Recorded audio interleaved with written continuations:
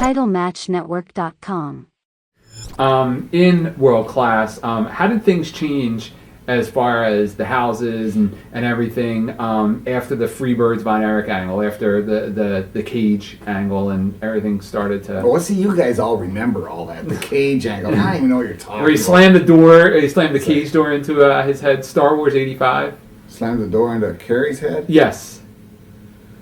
It started the whole Von Erich Freebird feud. You know, I remember that now just only because I saw it on a DVD. Now you mentioned it's like... that's another thing I find very funny is that people remember this stuff, and I was there, and it's like, I don't know. Yeah. But I do know that the Von Erich and the Freebird angle was a very big angle and drew a lot of money. I think the big thing that drew a lot of money is that they were young people. It was a new show, had a lot of charisma to it. It had a lot of young fans. And with the youngness and the mid-20s people, everybody was coming to see it. It was hot. It really was, They had a lot of good stuff going on.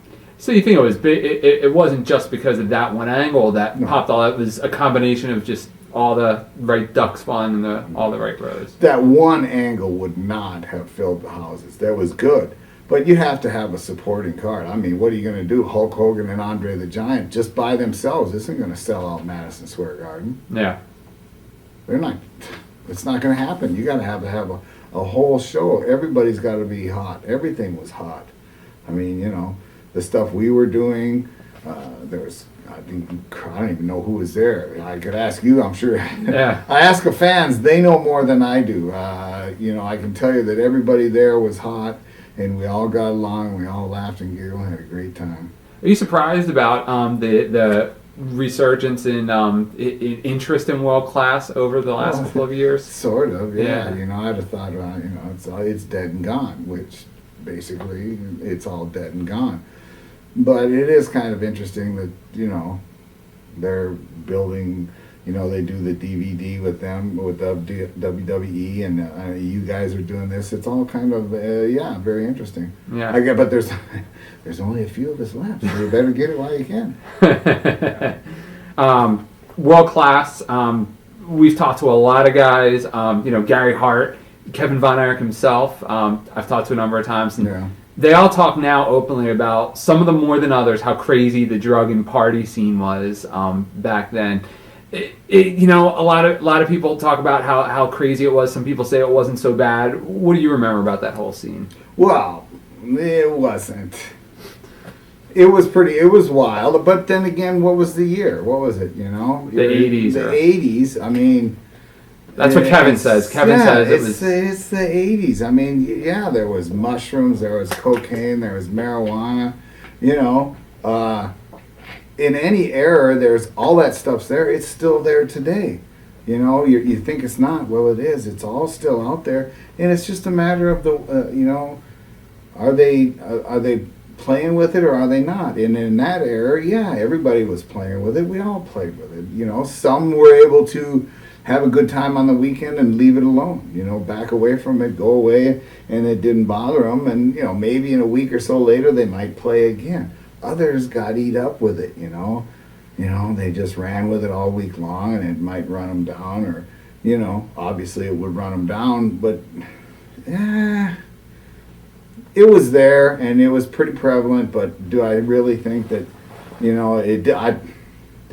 nobody was partying like before the matches. I mean, people weren't showing up, all screwed up on, cocaine or mushrooms or whatever they might be into. Maybe a little bit of pot. They might show up high, but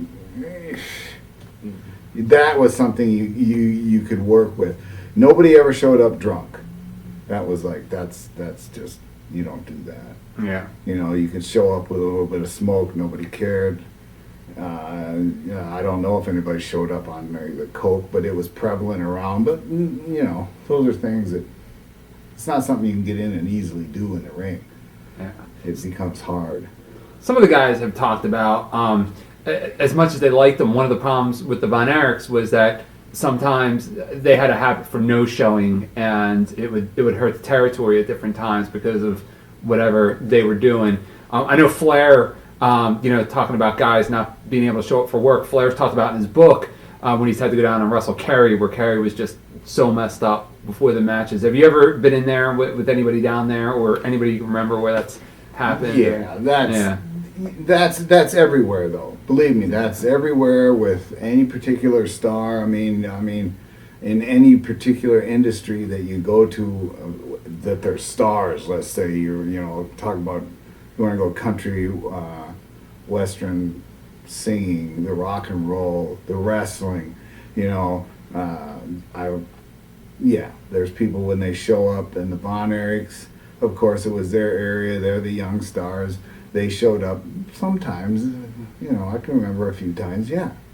When they're a little crispy crittered. Different times. I can remember David sitting on the floor. He's so fucked up he couldn't barely move. But he gets up and goes out, and you get through it. Generally, what would happen is the guy that's got to work with him would figure out a way to get through it.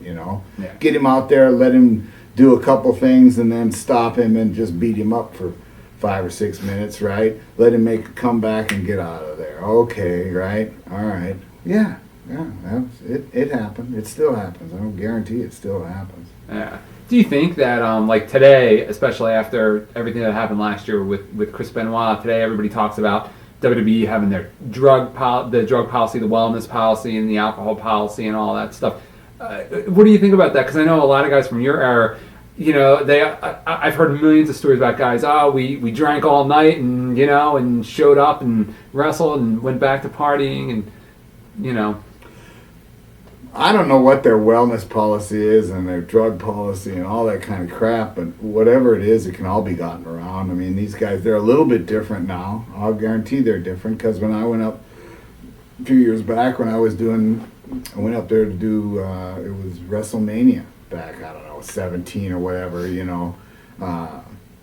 after the show was, hey, come on, we're going to go have some beers. A couple of the older guys, come on. I'm thinking, come on, let's go have a beer. Let's go sit in the bar, have some fun.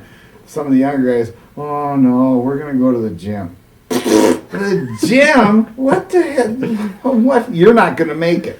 We just told them, you're not going to make it. You go to the gym after, no, you're not going to make it. Because half of the thing is a personality. It's political. Everything is political. I don't care if it's wrestling, hockey, football, baseball. It's all political, because if they don't like you and you cause problems in the dressing room, you make people mad, I don't care who you are, you're gone. You're gone. You're just not going to be around. They let you go. Why? Because you're ruining it for everybody. Yeah. Right? And you're not that good. We don't need you. I can build another one. You'll get another guy that fits into the group. You don't need it. So, Watch thousands of exclusive shoot interviews right now on TitleMatchNetwork.com.